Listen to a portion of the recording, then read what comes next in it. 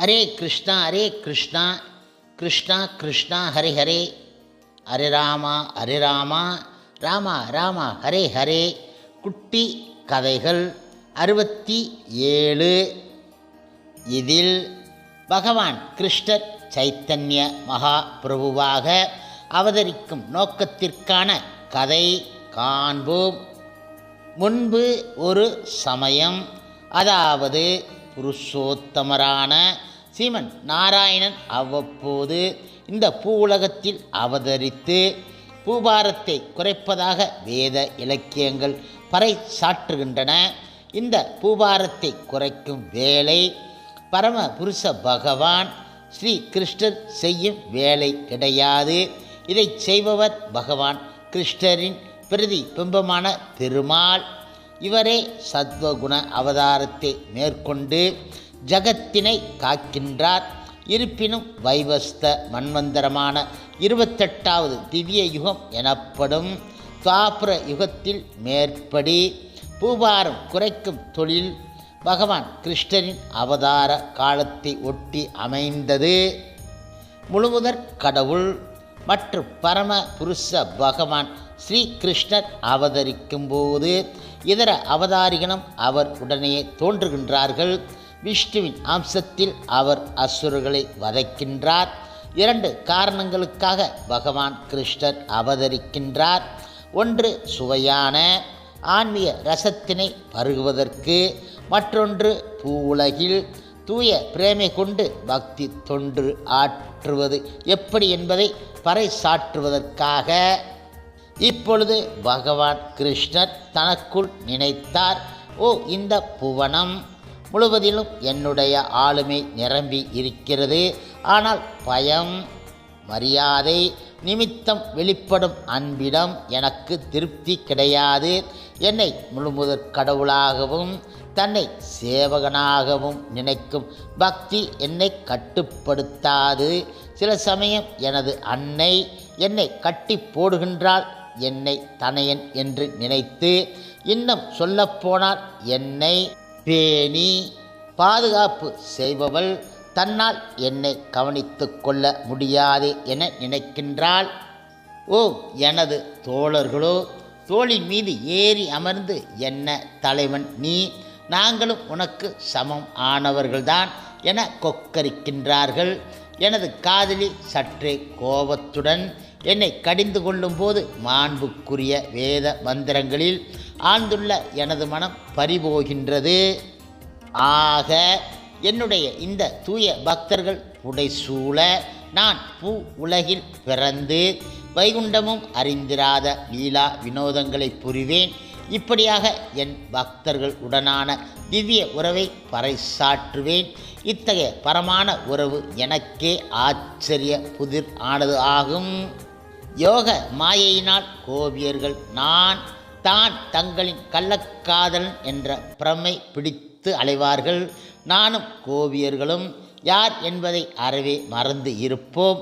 ஒருவர் அழகை, குணத்தை மற்றவர் ரசிப்பது என்ற நிலையில் எந்த நேரமும் மூழ்கி இருப்போம். இத்தகைய ஒட்டுதல் நேசம் தார்மீக சமய வரம்பினை கடந்ததாகவும் இருக்கும். இந்த ரச அனுபவத்தில் என் பக்தர்கள் அனைவரையும் நான் சுவீகரிப்பேன். விரஜ பூமி வாசிகளின் கபடமற்ற பிரேமையை கேட்டு அறிந்த பின்பு பக்தர்கள் பிரேமை அடிப்படையில் என்னை வணங்குவார்கள். சமய சடங்குகள், நித்திய கர்ம அனுஷ்டானங்கள் போன்றவற்றை ஒதுக்கிவிடுவார்கள். இப்படியாக நினைத்து பின் பகவான் கிருஷ்ணர் இந்த பூமியில் அவதரித்தார். பக்தர்கள், வேலையாட்கள், நண்பர்கள், பெற்றோர்கள், காதல் வயப்பட்டவர்கள் அனைவர் மத்தியிலும் லீலைகள் புரிந்தபின் மறைந்தார். இப்படியாக அவதார நோக்கம் ஈடு ஏறிய பிறகு பகவான் கிருஷ்ணருக்கு யோசனை தோன்றியது. கலப்படமற்ற பிரேமை தொண்டை இந்த பிரபஞ்ச மக்களுக்கு நான் வெகுகாலம் வழங்காமல் இருந்துவிட்டேன். இப்படி தானாக எழுகின்ற ஒட்டுதல் இல்லை என்றால் ஜட உலக சிருஷ்டி அனைத்துமே வியர்த்தம். எங்கு பார்த்தாலும் சாஸ்திர சம்பிரதாய ஏவல்களின்படியே என்னை மக்கள் வணங்குகின்றார்கள். ஆனால் ஒழுங்குபடுத்தும் விதிமுறைகளை எந்திரகதியில் பின்பற்றுவதன் மூலம் விரஜபூமி பக்தரின் பிரேமை உணர்ச்சியை ஒருவன் பெற முடியாது. என்னுடைய ஐஸ்வர்யத்தை பற்றி தெரிந்துள்ள இந்த உலகமே என்னை பக்தியுடன் காண்கின்றது. ஆனால் இந்த மாதிரி பயத்துடன் நோக்குகின்ற பக்தி என்னை வசப்படுத்தாது. எனவே இந்த கலியுகத்திற்கான சமயத்தை நானே தொடங்கி வைக்கின்றேன். இஃது நாம சங்கீர்த்தனம் எனப்படும் பகவான் கிருஷ்ணரின் புனித திருநாமங்களை அடியார்கள் திருக்கூட்டம் குழுவாக சேர்ந்து இசைப்பது அது ஆகும். பக்தனின் பாத்திரத்தை ஏற்பதன் மூலம் நான் உலகம் முழுவதையும் களிப்பில் நடனம் ஆடச் செய்வேன். இப்படியாக அன்பான பக்தி தொண்டின் 4 கனிவுகளை உணர்வேன்.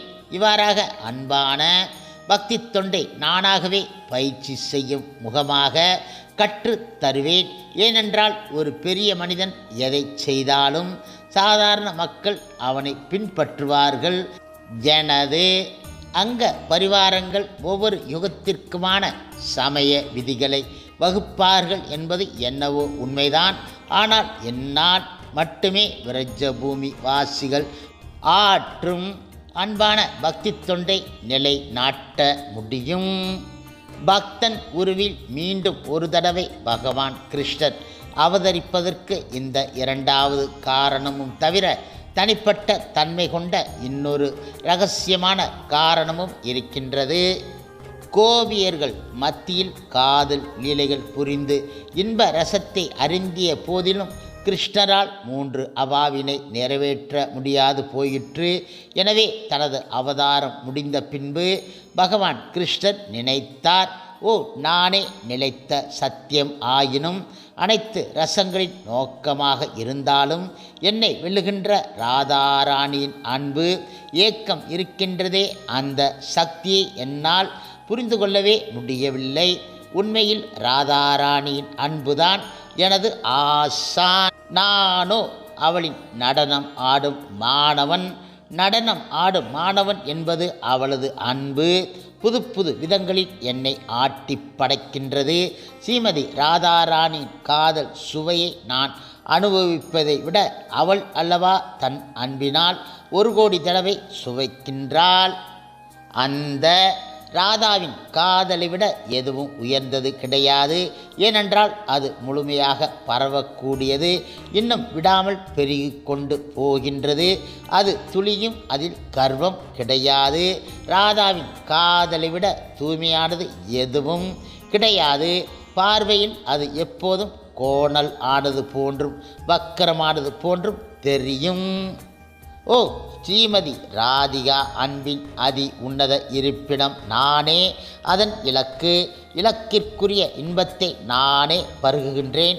ஆனால் ராதா அடையும் இன்பமோ 10 கோடி அதிகம்.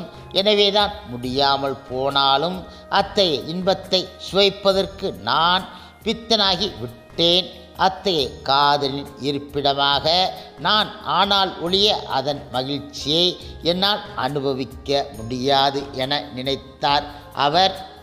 இந்த ஒரே ஒரு வேட்கை மட்டும் பகவான் கிருஷ்ணரின் இதயத்தில் கொழுந்துவிட்டு எரிந்து கொண்டு இருந்தன.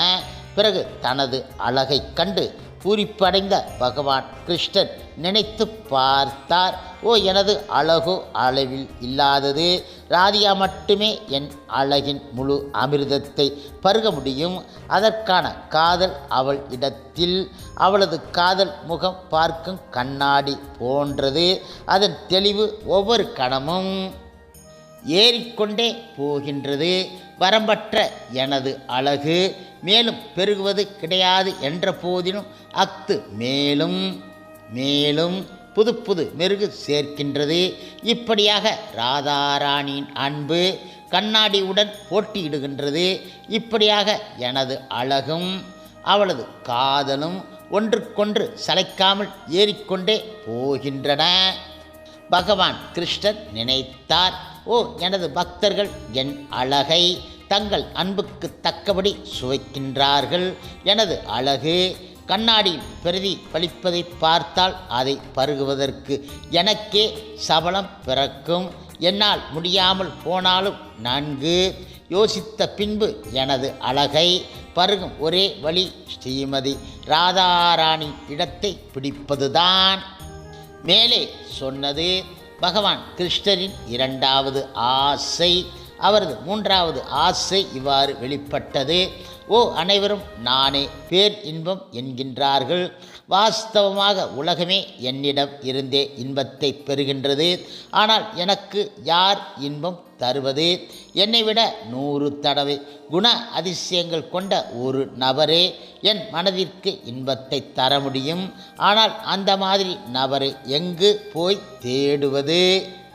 பகவான் கிருஷ்ணர் நினைத்தார், ஓ எனது அழகு ஒப்பற்றது என்ற போதிலும் அது புரிந்து கொள்பவர்கள் யாராக இருந்தாலும் அவர்களுக்கு மகிழ்ச்சி ஊட்டக்கூடியது என்றாலும் ராதாராணியின் தோற்றம் என் நயனங்களுக்கு மகிழ் ஊட்டக்கூடியது.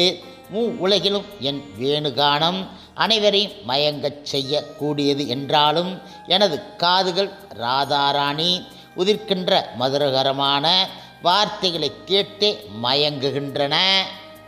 எனது தேகம் தனது வாசத்தை படைப்பு அனைத்திற்கும் வழங்கினாலும் ராதாராணியின் அவயங்கள் பரப்பும் வாசம் என் இதயத்தையும் மனதையும் கிறங்கச் செய்கின்றன. சுவைகளை படைத்தவன் நானே. ஆயினும் ராதாராணியின் இதழ்கள் சிந்தும் மதுரம் இருக்கின்றதே, அது சொல்ல முடியாதது. என் ஸ்பரிசம் கோடிக்கணக்கான சந்திரன்களை விட குளிர்ந்ததுதான். ராதாராணி ஸ்பரிசம் பட்டவுடன் என் மேனியே புத்துணர்ச்சி பெறுகின்றது. பார் முழுவதற்கும் நானே இன்ப ஊற்றானாலும் ராதாராணி எழிலும் தன்மைகளும் என் உயிரும் ஆத்மா ஆகும். ஓ திருமதி ராதாராணி கண்ணுற்ற பிறகே எனது விழிகள் முழு திருப்தி அடைகின்றன. ஆனால் அவள் கண்ணுறும் போதோ இன்னும் பெரும் உவகை அடைகின்றாள். ஒன்றோடொன்று உராயும் மூங்கில்கள் எழுப்புகின்ற முணுமுணுப்பு ஓசை ராதாராணி மனதை அபகரிக்கின்றது. ஏனென்றால் இந்த ஓசையை அவள் எனது முரளி காணமாகவே கருதுகின்றாள். தமால மரம் ஒன்றை நான் என்று கற்பனை செய்து கொண்டு அவள் தழுவிக்கொள்கின்றாள். ஆகா, பகவான் கிருஷ்ணரை தழுவிக்கொண்டேன். என் ஜன்ம சாபல்யம் பலித்துவிட்டது. ஓ என் மேனியின் மனம் காற்றில் சிறகடித்து அவளிடம் செல்கின்றது. ராதாராணியின் உடல் புலங்காகிதம் அடைகின்றது. காதல் போதையில் அவள் நறுமணத்தை ஏந்திச் செல்லும். காற்றுடன் ஒன்றி விடுகின்றாள். நான் சுவைத்த தாம்பூலத்தை அவள் சுவைக்கையில் ஆனந்த கடலில் ஒன்றி விடுகின்றாள். மற்றவைகளை மறந்து விடுகின்றாள். ஓ எனது சேர்க்கையால் ராதாராணி அடையும் பேர் இன்பத்தை நூற்றுக்கணக்கான நாவு படைத்துள்ள என்னால் கூட வர்ணிக்க முடியாது. அவள் மேனி எழில் வீசும் பளபளப்பை லீலைகள் புரிந்த பிறகும் பார்த்ததும் எனது ஆனந்தம் அற்பமாகவே பட்டன.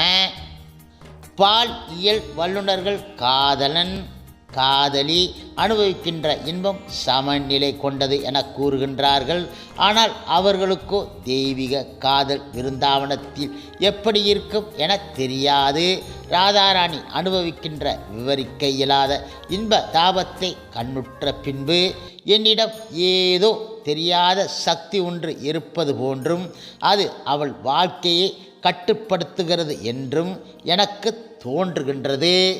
ஓ ஸ்ரீமதி ராதாராணி, என்னால் அடையும் இன்பத்தை நான் எப்போதும் சுவைப்பதற்கு ஆவலாக இருக்கின்றேன். என்னால் எவ்வளவோ முயன்றும் அதை ரசிக்க முடியவில்லை. ஆகையால் என் 3 ஆசைகளை நிறைவு செய்து கொள்வதற்கு நான் ராதிகாவின் உடல் எழிலையும் பரவசம் ஊட்டும் காதல் உணர்ச்சிகளையும் பெற்றுக்கொண்டு அவதாரியாக இறங்கி வருவேன். இப்பொழுது ராதாராணியின் காதலின் மகிமையை புரிந்து கொள்ளவும் தன்னிடம் உள்ள அற்புத தன்மைகளை தனது காதல் மூலம் அவள் மட்டுமே சுவைத்து அனுபவிக்கவும் தனது அன்பின் இனிமையை உணர்த்த பின்பு அவள் அடையும் ஆனந்தத்தை ரசிக்கவும் விரும்பிய புருஷோத்தமரான திருமால் ராதாராணியின் உணர்ச்சிகள் விரகதாபங்கள் பொருந்திய வடிவத்தை தானே ஏற்க விரும்பினார். முதலாவதாக பகவான் கிருஷ்ணர் தனது மதிப்பிற்குரிய பெற்றோர்களை பூவுலகில் தாயாக சச்சிதேவி, தந்தையாக ஜெகநாத் மிஸ்ரர் பிறக்கச் செய்தார்.